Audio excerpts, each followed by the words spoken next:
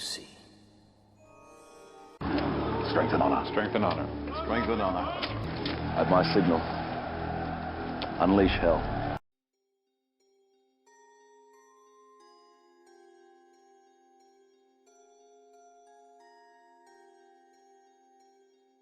The wizarding world of Harry Potter has cast its spell on many unsuspecting muggles around the world. Everything from books, movies, video games, toys, and merchandise, and even a theme park at Universal Studios. But when Harry Potter began to make its mark on the world, there was plenty of backlash from Christians across the US. Over the years, as Harry Potter grew to be a pop culture phenomenon, more Christians started to accept Harry Potter into their homes. Throughout the years, many Christians have turned a blind eye to the scary satanic messages being transmitted to their kids through movies, music, and games. And when it comes to Harry Potter, there is no shortage of frightening subliminal messages in the Harry Potter series. So today, on Up TV, we're going to finally fully decode and expose the Harry Potter series. So follow us as we walk down Diagon Alley and take a trip with us to Hogwarts as we reveal the dark arts within the wizarding world of Harry Potter. My name is Devin Worlds, and today I'm here with Michael Ray, prepared to be creeped out as we expose the scary truth about Harry Potter and the Sorcerer's Stone.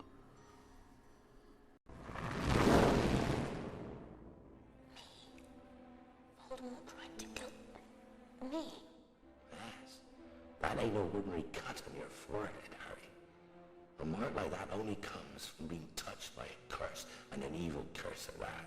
If you have read the books or seen the movies, I'm sure everyone obviously knows that Harry Potter has a lightning bolt on his forehead. You can see it in the title of Harry Potter, and it's the first thing you probably think about when you think of Harry Potter. This is because the lightning bolt is the most recognizable symbol in Harry Potter. But is there a darker meaning behind the lightning bolt symbolism, which can be found in many different forms of media? Does the lightning bolt actually represent Satan? In Luke 10 verse 18, the Lord says, "I saw Satan fall like lightning from heaven." Could this be the reason why the elite uses the lightning bolt symbolism in all different types of media, from movies to music and video games? What's even more creepy is the lightning bolt in the Harry Potter series is the result of a dark magical curse that left a mark on Harry's head.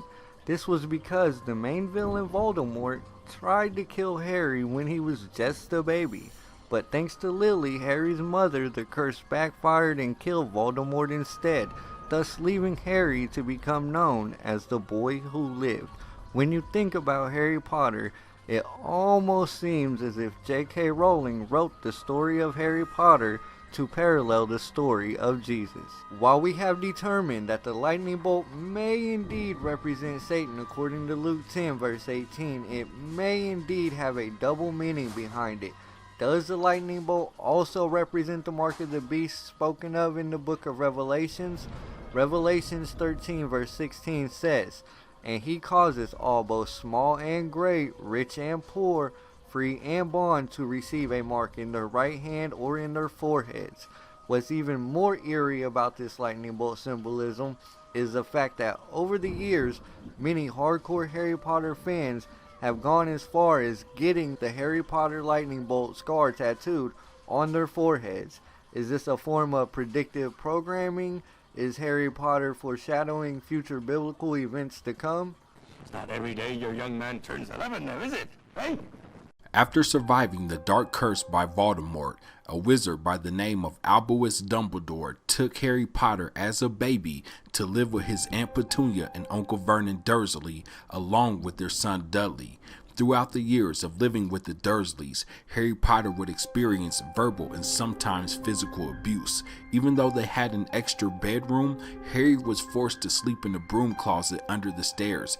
Obviously, I shouldn't have to state the fact that this is wrong, and no child should ever be treated as Harry Potter was.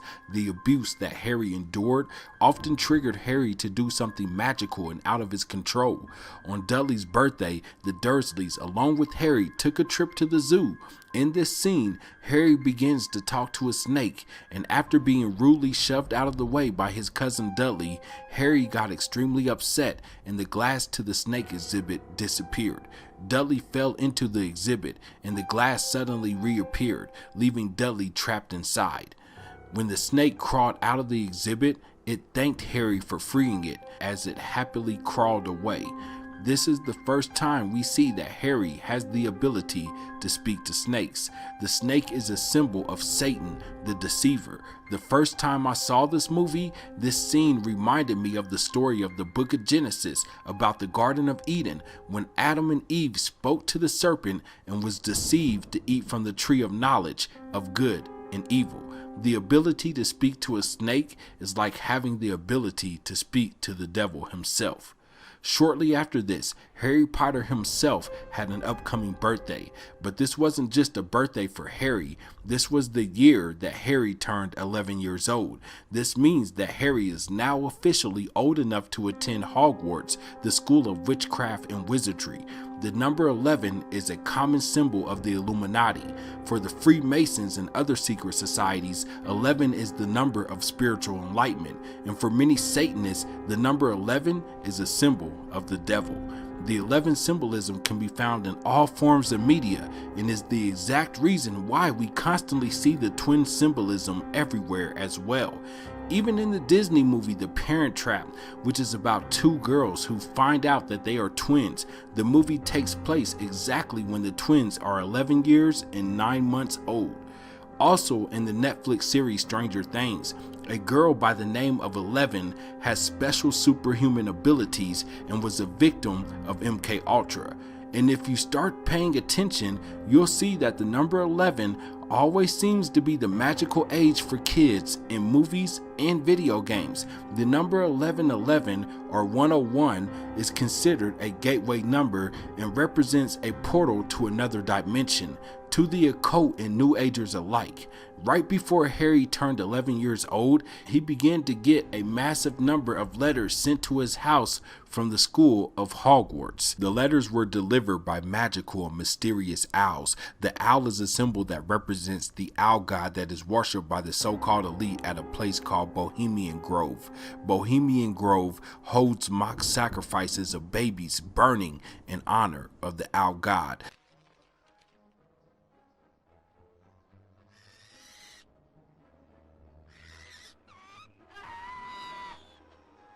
The owl symbolism can be spotted almost everywhere you look, and if you look close enough, the owl can even be spotted on the back of the $1 bill. You also see many entertainers getting tattoos of the Bohemian Grove owl, and the rapper Drake has a record label called OVO, whose logo just happens to be the Bohemian Grove owl. We also can see that in the movie The Labyrinth, a movie that is filled with a lot of occult symbolism, the owl was a magical, mysterious guy named the Goblin King who kidnapped babies and took them to his castle in another dimension called The Labyrinth. This was symbolic of the devil using the elite to create and promote fantasy movies like Harry Potter. These innocent seeming films seem to prey on our children spiritually, mentally, and emotionally. After fighting to get a letter from his Uncle Vernon, who was preventing Harry from reading them, and even going as far as to move the family away because owls and letters kept coming to the house, Harry was finally delivered a letter and a birthday cake by a giant man named Hagrid exactly on his 11th birthday. The very next day, Hagrid took Harry to platform 9 3/4, which actually turned out to be a portal or gateway into the wizarding world. Excuse me, sir. Can you tell me where I might find platform 9 3/4? 9 3/4? Think you're being funny, do you? Same every year. Once Harry was able to find his way onto the platform with the help of his soon-to-be best friend's mother, Mrs. Molly Weasley, Harry was indeed excited to see a mysterious and magical train called the Hogwarts Express. This train only runs between platform 9 3/4 and Hogsmeade Station, which is a tiny dark platform that is close to Hogwarts, the School of Witchcraft and Wizardry. After carefully rewatching Harry Potter and the Sorcerer's Stone, I noticed some interesting and easy to miss details about the Hogwarts Express. For example, the train number for the Hogwarts Express is 5972, which eerily adds up to equal the Illuminati number of 23. 23 is a number that secret societies love to hide in many different forms of media. The number 23 is extremely hard to miss. This is because secret societies such as the Freemason and Skull and Bones love to hide their symbolism in our entertainment. The number 23 is a magical number used in occult rituals. To the occult, the number 23 represents chaos magic. This is also the reason why we see the 5 or V symbolism in so many different TV shows, movies, and games. 5 represents the new age, the age of Aquarius, or what some are calling the age of evil. This is the time that many of the elite want to officially create their new world order, and 2 plus 3 just happens to equal the number 5. In many of my past videos, I constantly reveal how the number 23 is hidden in our media and its true meaning. The number 23 is so tied into the occult and witchcraft that this topic alone can be its own documentary. But before I move on, I would like to say that in the new Disney Plus show called WandaVision, you see that in the first episode, Wanda and Vision have the August 23rd date marked on their calendar with a heart. While in the show, this turned out to be the date that Vision's boss, Mr. Hart, was to come over for dinner. It's clear that this number has a deeper meaning. I believe it represents Wanda's magic. Wanda, being the Scarlet Witch, is known to use a unique kind of magic called chaos magic. My only question is, when is it no longer a coincidence? Is it a coincidence that a number that represents chaos magic is on a train that is taking young kids to a school of chaos? When Harry left his aunt and uncle, he probably thought he was leaving all the chaos that he had endured while he was growing up behind him. But little did Harry know that by taking the Hogwarts Express to his new school, the chaos in his life was far from over, and that his school will be nothing but chaotic every single year. Also, after carefully examining the Hogwarts Express, I noticed the number 10 and the letter A on the train as well. A is equal to the number 1, so essentially you have the number 101. As stated earlier in the video, 101 is a number used by the occult that often represents a portal or gateway into another world or dimension. 101 also represents the number 11, which is the age Harry and most of the first years are when they can officially attend Hogwarts and use magic. Wicked. After finally arriving at Hogwarts, Harry and the other first years must attend a sorting ceremony in which a magical hat decides which of the 4 houses that each student will be placed into: Slytherin, Hufflepuff, Ravenclaw, or Gryffindor. Immediately, I noticed that Dumbledore, the head wizard, was sitting in a chair shaped like an Illuminati pyramid, with his head perfectly centered to represent the all-seeing eye. In this scene, I also noticed how all the kids wore black and white robes to this ceremony. This is because black and white is literally the dress code of the Freemasons. When most Freemasons attend their secret weekly meetings, they are instructed to wear black suits with a white shirt. This scene is literally showing us a Freemason ritual. It becomes even more clearer when the sorting hat is deciding where to place Harry. As the camera pans around, you'll notice on one wall the all-seeing eye in blue, and on the other side you'll notice the all-seeing eye again, but in red. I can't count how many times I've talked about the Freemasons' red and blue symbolism. Red and blue to the Masons represents dualism, and when in most Freemason lodges you'll find 2 pillars.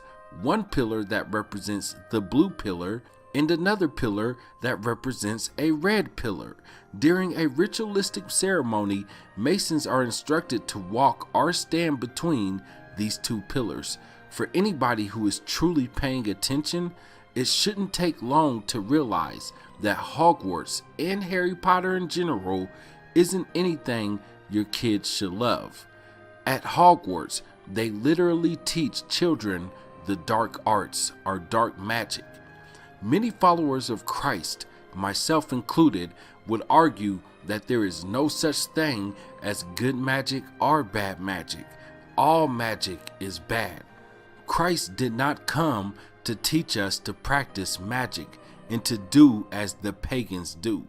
He taught us to have faith and to believe in the power of our Heavenly Father.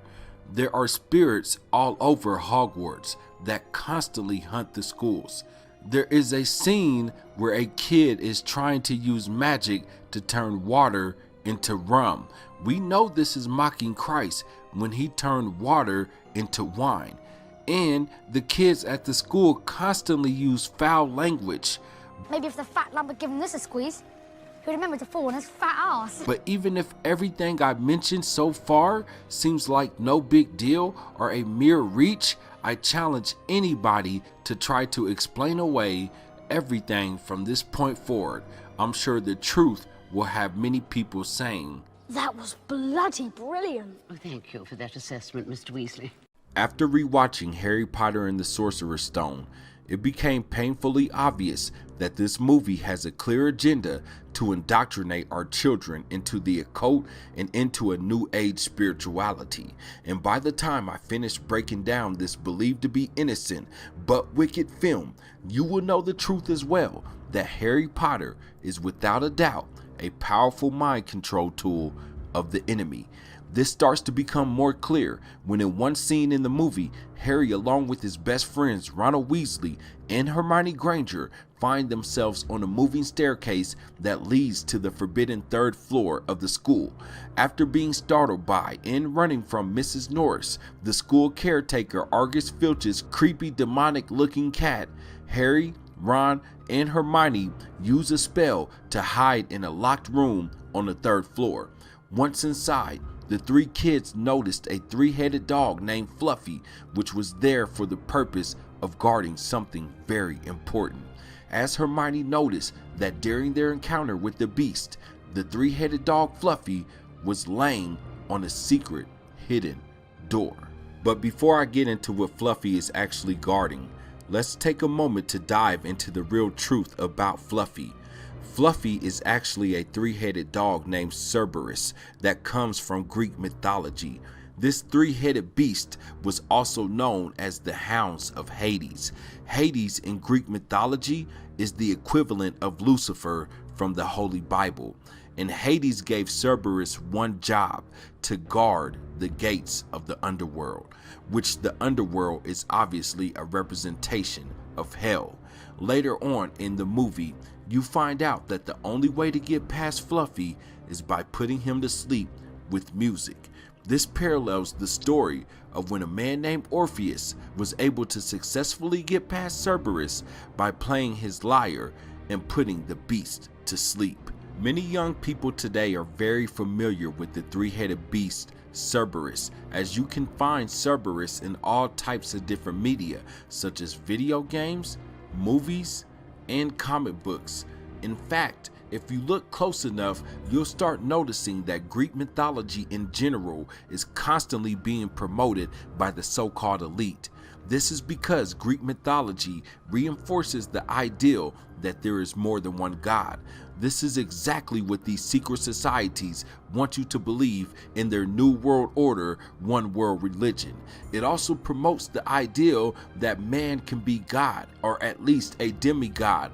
But most importantly, Greek mythology is used to reinforce the ideal that there is light magic and dark magic, and to use magic or alchemy is okay when in reality it is not. Once the kids are able to get past the Hounds of Hades, it becomes undeniable that Cerberus, Fluffy, is symbolically guarding the gates of hell in this movie. But before I reveal to you what Fluffy is actually guarding and how the secret hidden door represents the underworld or hell, there are still many more dots to connect that will open everyone's eyes to the real satanic truth about Harry Potter.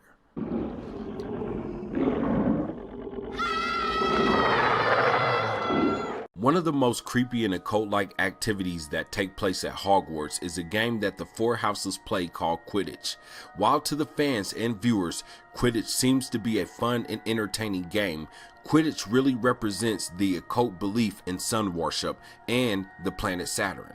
In the game of Quidditch, there are a total of 6 ring-shaped goalposts, 3 on each side. This is symbolic because 6 is a number that is associated with the beast. This is why you have so many entertainers constantly throwing up the 6 or 666 hand sign. They do this to show their allegiance to Satan, the beast. The ring symbolism, which is carefully hidden everywhere, represents the planet Saturn. This is because for years, Satanists and those who are deep into the occult believe Saturn to be the home of Lucifer. They believe Saturn is a planet of dark energy and that in the 5th age, which officially began this year, Earth will be ruled by Saturn's dominating, oppressive, satanic energy. Looking at everything happening in the world today, it seems to be true so far, which can only mean one thing. These are indeed the last days. Also in the game of Quidditch, there is a player on each team called a Seeker. This is the position Harry is in. It is the Seeker's job to catch a small ball with wings called the Golden Snitch. This golden ball actually represents a winged sun. This is because in the occult and New Age spirituality, they practice something called sun worship. The winged sun is a symbol that was used in ancient Egypt to symbolize royalty, power, and divinity. This symbol was also used in the whole Near East, including countries like Mesopotamia, Persia, and Anatolia. Many people in the New Age are even being taught to go outside every day during the first hour of sunrise or the last hour of sunset to stare at the sun for a whole hour in hopes to decalcify and open up their pineal gland or third eye. In the occult and New Age spirituality, they teach that Jesus Christ is only a metaphor for the sun. They teach that the S-O-N, Son of God, is really just the S-U-N, Son of God. But in reality, the sun, S-U-N, represents the light of Lucifer, the light bringer, the false sun. That is why the position of the person who is attempting to catch the winged sun, the golden snitch, is called the Seeker. The Seeker represents a lost soul who is seeking after the false Messiah, the false light. You catch this, Potter, and we win. In the movie Harry Potter and the Sorcerer's Stone, we get a glimpse into what exactly Halloween is like in the wizarding world. Although many people see Halloween as a fun, harmless, traditional holiday full of tricks and treats, many Christians believe that Halloween is a holiday that shouldn't be celebrated because it originates from a pagan holiday known as Samhain, which later became All Hallows Eve, and finally Halloween. All Hallows Eve is a day that many people believe the veil between the worlds of the living and the dead is at its thinnest. On Up TV, we did a documentary exposing the truth about Halloween while exploring the question of whether or not a Christian should celebrate this holiday.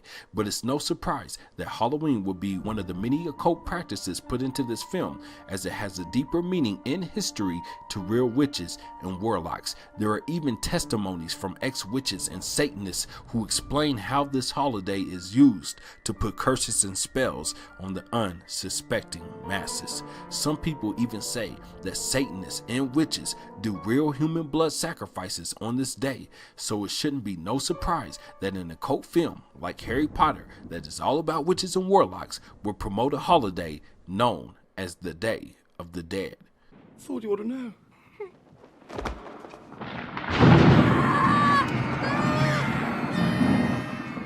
But of course, All Hallows Eve isn't the only pagan holiday that we get to see celebrated in the wizarding world. When it comes down to it, Christmas is without a doubt one of the most evil pagan holidays that we get to see celebrated next to Halloween. The origins of Christmas actually come from a dark occulted festival known as Saturnalia. It was in the year 336 that the Church of Rome decided to adopt this pagan tradition. It is widely believed the Emperor Constantine wanted to weaken pagan traditions by making Christ a part of these evil pagan practices. But no matter how much Christians want to pretend that our Lord and Savior has something to do with this holiday, real followers of Christ know that Christmas has nothing to do with Christ at all. When you begin to do a little research, you will learn that biblical evidence alone proves that Christ was not born on December 25th or even in the month of December.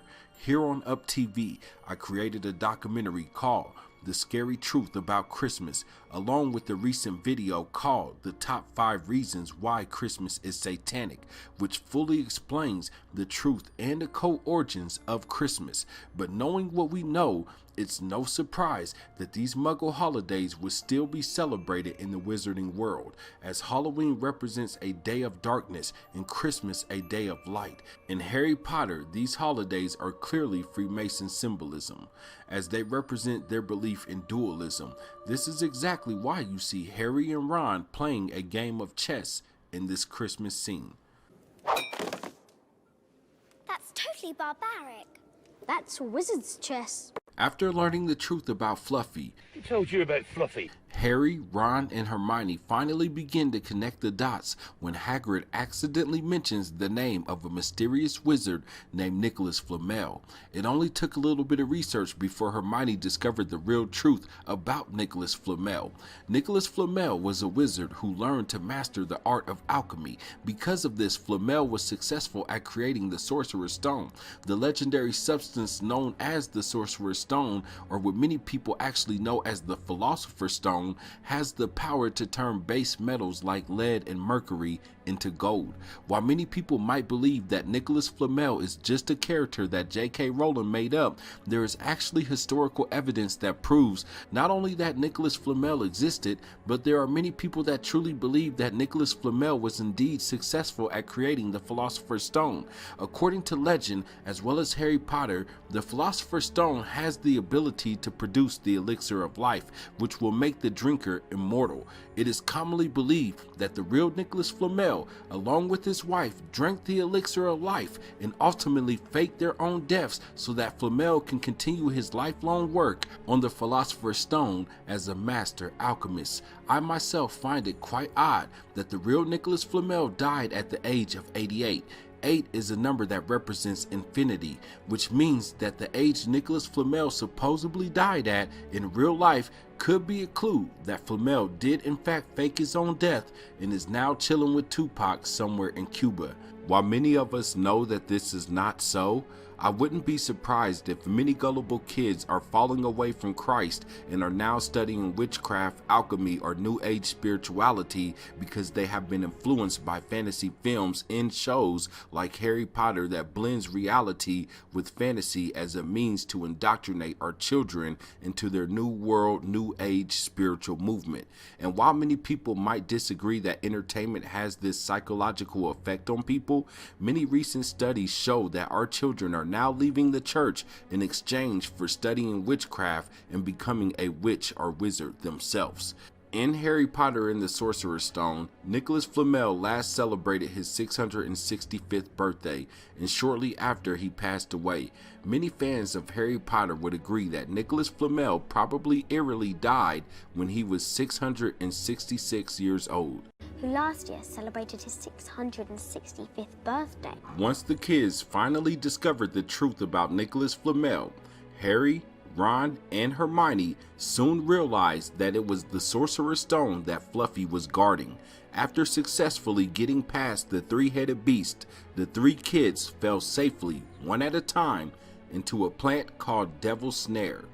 This is another clue that Fluffy was meant to represent the Hounds of Hades, Cerberus, and that Fluffy was indeed guarding the gates of hell, where the Philosopher's Stone was carefully hidden. Devil's Snare is a magical plant with the ability to constrict or strangle anything in its surrounding environment or something that happens to touch it. By remaining calm, Harry and Hermione were able to escape the clutches of this evil plant. But with Ron totally freaking out, it seemed as if there was no hope for Mr. Weasley. It wasn't until Hermione remembered that this plant doesn't like sunlight, and so she used a sun spell to free Ron from the trap of the devil.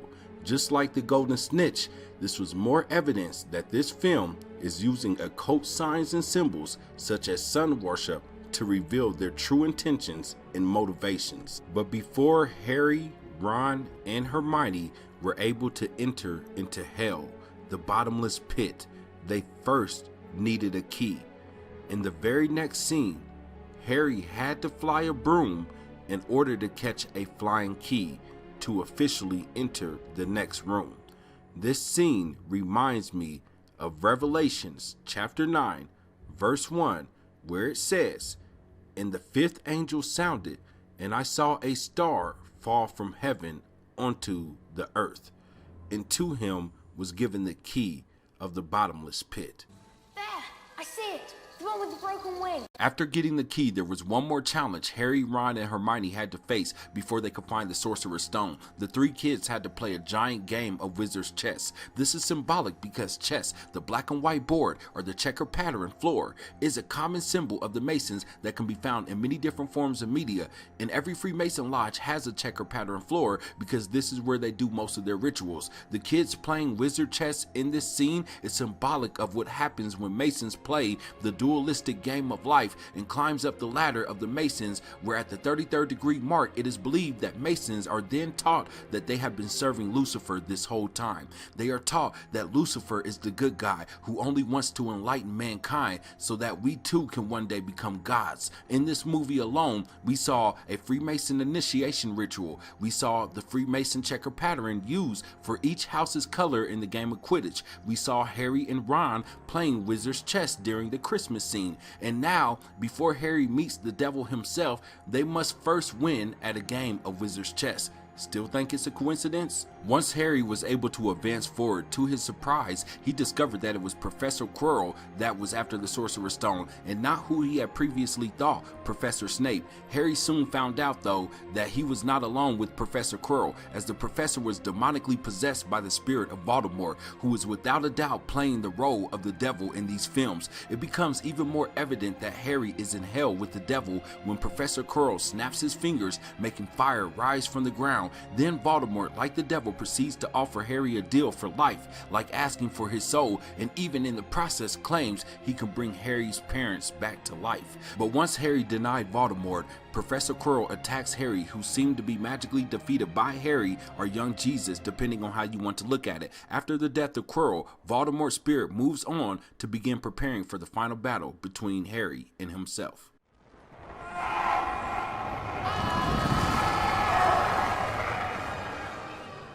But what are your thoughts? Is Harry Potter a film that Christians should watch, or is Harry Potter evil and satanic? Sound off in the comment section and let me know. And because there will be no Up TV without viewers like you, I would like to give a special shout out to anybody who has supported or donated to the channel in any type of way. I love you, family. Don't forget to like and subscribe. Also hit that bell so you get notified anytime I upload a new video. As always, give your life to Jesus, and I'll holla at y'all later.